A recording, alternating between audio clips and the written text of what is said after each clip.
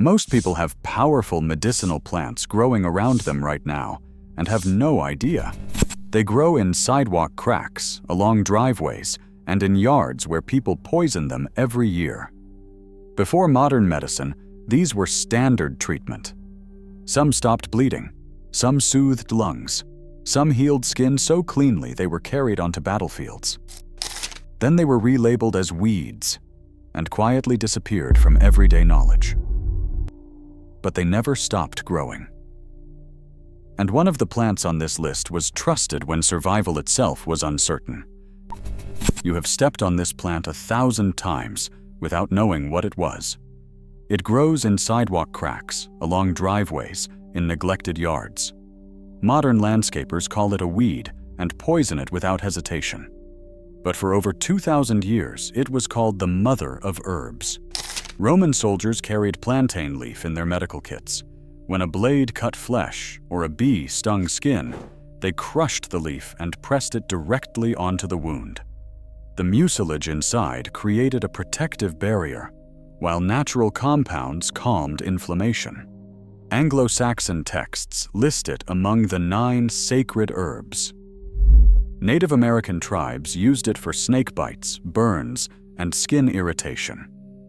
The science confirms what history recorded. Plantain contains allantoin, a compound that supports cell regeneration. It also contains aucubine, studied for antimicrobial properties. A leaf crushed and applied fresh can soothe minor cuts and stings within minutes. This plant grows everywhere, costs nothing, and requires no prescription. Perhaps that is why no one talks about it anymore. But plantain only works on the surface. The next plant was trusted to stop bleeding from wounds that should have been fatal. 9. Yarrow. This plant carries the scientific name Achillea millefolium. Legend says Achilles himself used it to treat his soldiers' wounds during the Trojan War. Whether myth or history, the name stuck because the reputation was earned. Yarrow was the battlefield herb. When warriors fell with gashing wounds, field medics packed the injury with yarrow leaves. The bleeding slowed. Infection rates dropped. Men who should have died walked away. This was observed, repeated, and relied upon for 3,000 years across every continent where the plant grew. The chemistry explains the legend. Yarrow contains achillein, a compound that encourages blood clotting. It also contains chamazulain, which provides anti-inflammatory properties similar to chamomile. Native Americans called it life medicine. Chinese practitioners used it for centuries to move stagnant blood and reduce fever. During the American Civil War, yarrow was still used in field hospitals when supplies ran short. Soldiers called it soldier's woundwort. Today it grows wild in meadows and roadsides, ignored by millions who pass it daily. But yarrow treated wounds you could see. The next plant was trusted when the danger was invisible, when breathing itself became the struggle. Mullein. Before pharmacies existed, there was this tall, fuzzy plant with yellow flowers, and it was the primary respiratory remedy across Europe and the Americas for over 2,000 years. When lungs felt congested and breathing became labored, healers reached for mullein. The leaves were dried and brewed into tea. The flowers were infused in oil. In some traditions, dried leaves were even smoked to deliver compounds directly to irritated airways. The practice was documented from the Appalachian Mountains to ancient Greece. Mullein works because of its high mucilage content.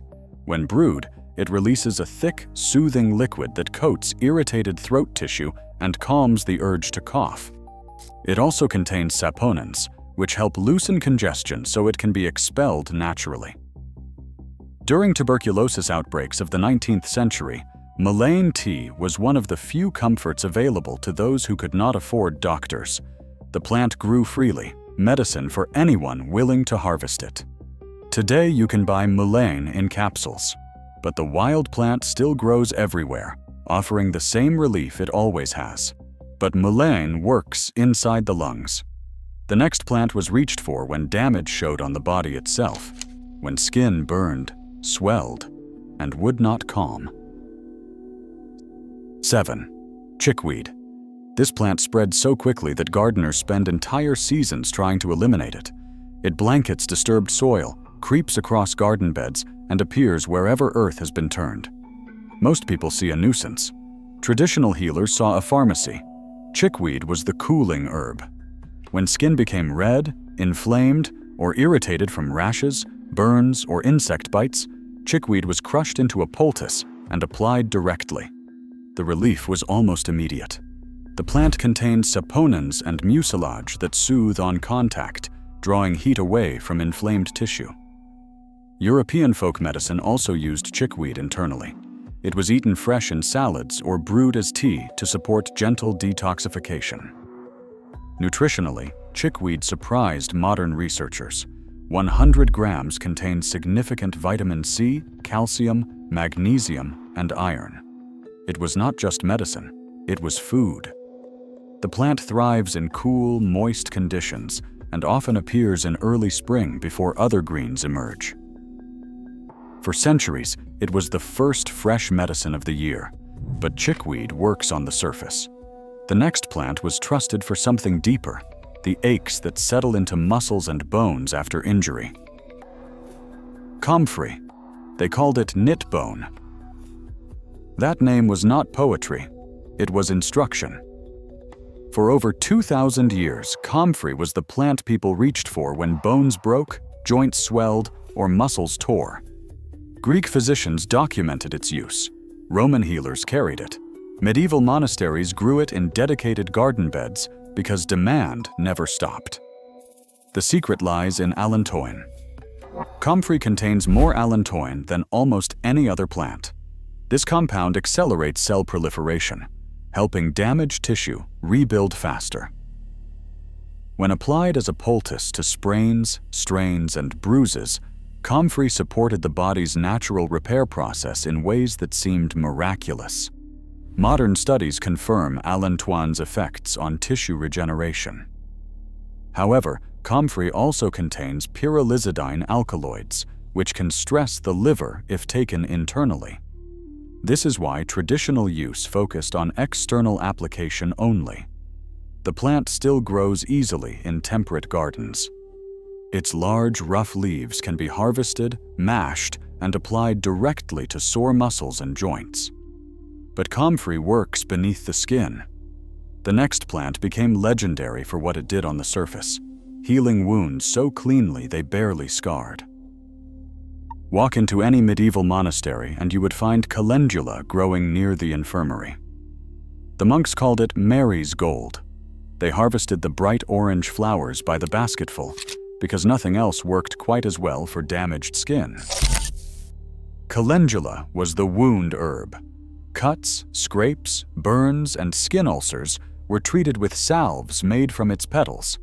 The flowers contain triterpenoids and flavonoids that support skin regeneration and calm inflammation. Applied to minor wounds, calendula helped tissue close cleanly with minimal scarring. During the Civil War and World War I, calendula was used in field hospitals when antiseptics ran short.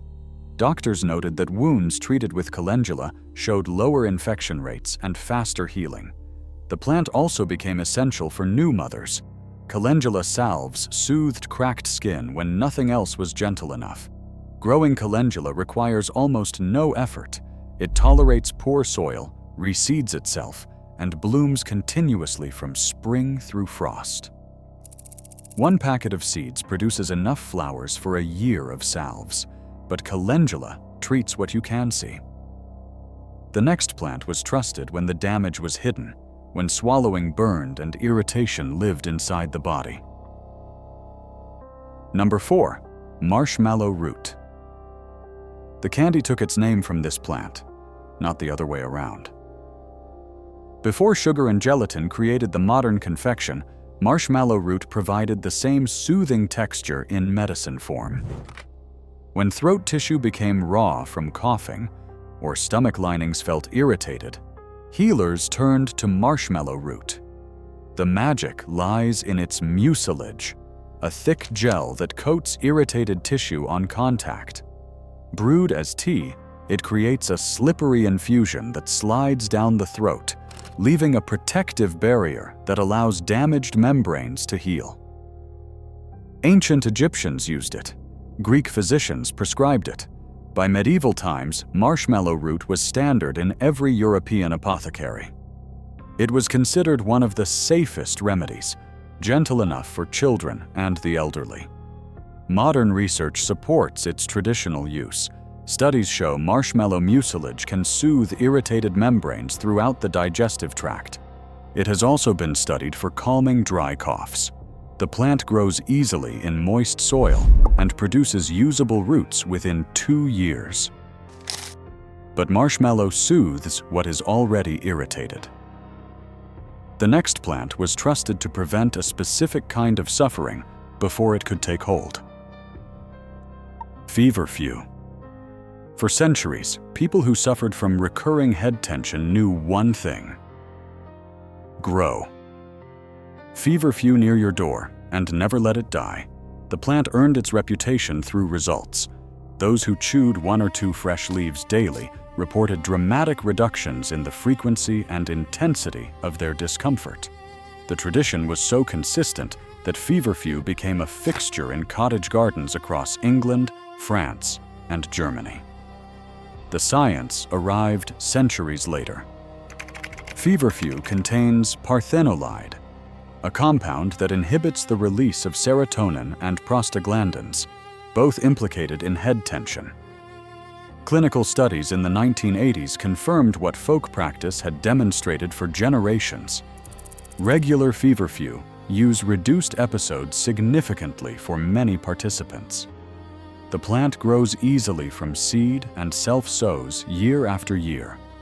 Its small, daisy-like flowers brighten gardens, while its leaves provide continuous medicine. One plant produces enough leaves for daily use throughout the growing season, but feverfew targeted one specific type of discomfort. The next plant was trusted so completely that healers named it after its purpose. Number 2, self-heal. When a plant earns the name heal-all, it has proven something extraordinary.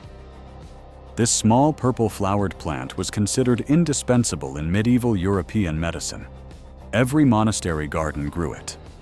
Every village healer kept it dried and ready. Self-heal was the general remedy. When people felt unwell and could not identify the cause, self-heal was the first response. It was brewed as tea for internal support and applied as a poultice for external wounds. The belief was simple: the body knows how to heal itself. This plant helps it remember. Modern analysis reveals why it worked. Self-heal contains rosmarinic acid, a potent antioxidant with anti-inflammatory properties. It also contains ursolic acid, studied for its effects on immune function. Traditional Chinese medicine called it Xia Ku Kao and used it for similar purposes for over 2,000 years.